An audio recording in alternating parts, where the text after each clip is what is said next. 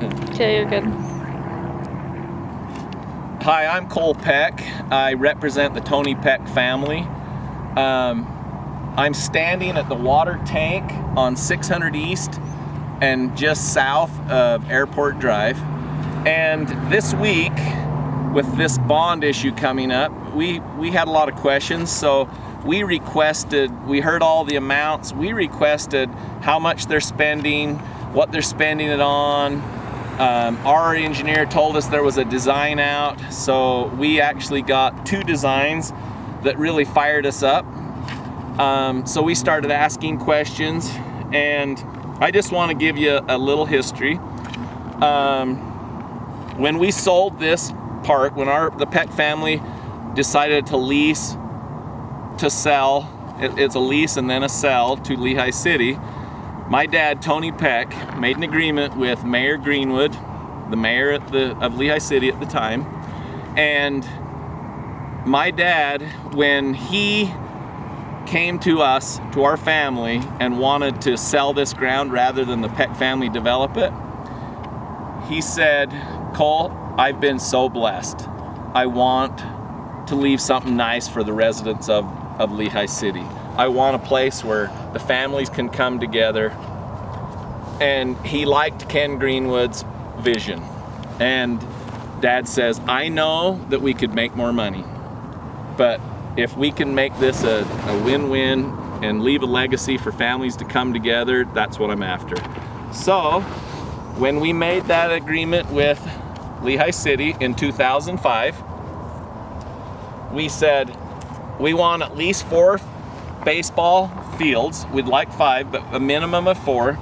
Very similar to the Cottonwood Complex or West Valley City Complex, which is a stadium type seating. We didn't put a time frame on the city. We just said, build it when you can afford it.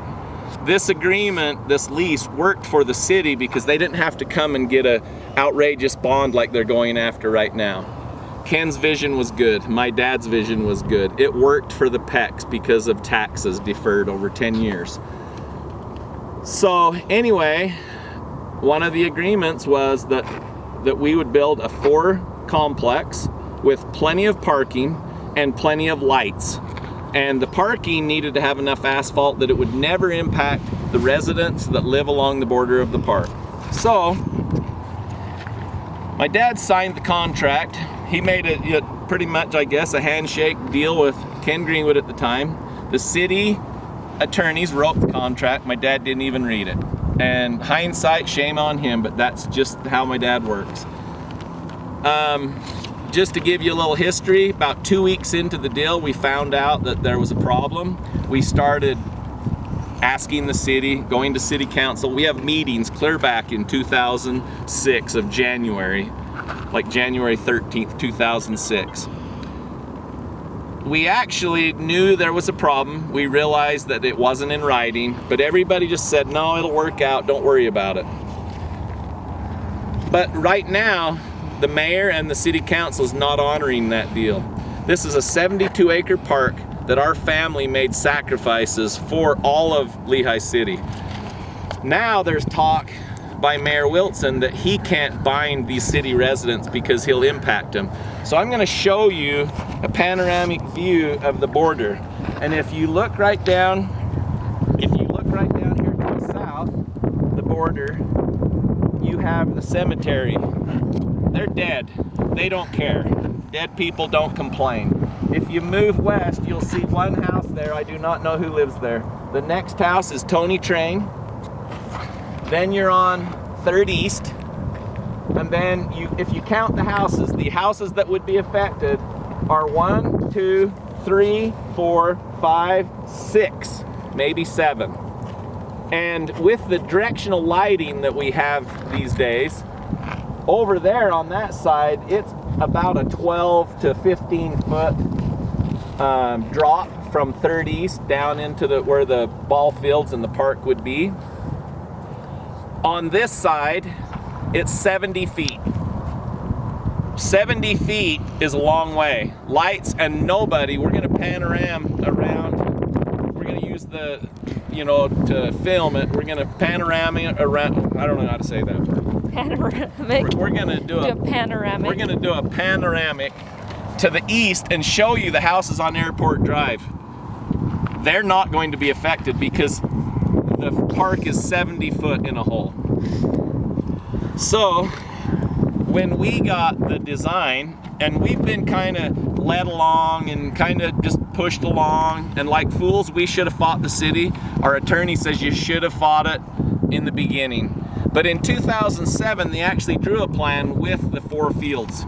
So we think we're making progress because as a family, we like softball. We want our town to be as competitive as Lone Peak. We know that ball fields need to be on the north side. Where are you going to get ground that is 72 acres altogether? And we agree it can be soccer, it can be walking paths, it can still be open space, it can be everything. We don't want a pond and we don't want a golf course. But the problem I have with this bond, which our family would never vote for it, is you have 72 acres. They're asking for 8 million, undecided, undisclosed where they're putting it. But the total cost of this park is estimated at 13.8 million. The city will tell you that they don't plan on spending it all if they don't have to. I'm telling you guys, educate yourself. So I'm an excavator by trade. I know what things cost. But yesterday I thought, okay, I'm gonna get an estimate from a landscaper. So I called a landscaper. I asked him how much that it would cost to make this park just grass only. Now I realize there's trees, but if you take sod, and you guys can all check me, you can all call your landscaping buddies, you take sod, this landscaper says he can buy it for 26 cents a square foot. And on the high side of the labor to install it, it's another 10. So now you're at 36 cents per square foot.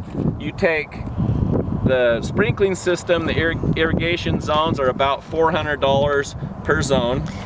You take topsoil and you buy it for $8 a ton, but there's a loophole into that because I already saved off the topsoil. That was the agreement I made with Ken Greenwood. I would take the sand, but I would leave all the topsoil for the park to be topsoil. So, but I'm still giving you the benefit of the doubt. I'm still gonna say, okay, we're gonna put topsoil here. So this landscaper told me $1 per square foot. And you could have grass, topsoil, labor, and a sprinkling system on 72 acres.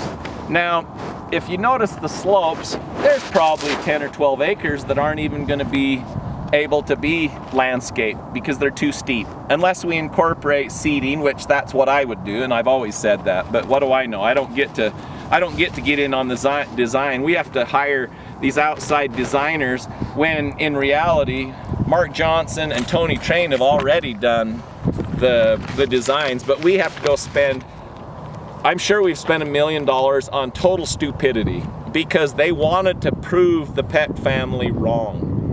They did a traffic study. The traffic study worked. Then they didn't pick it up.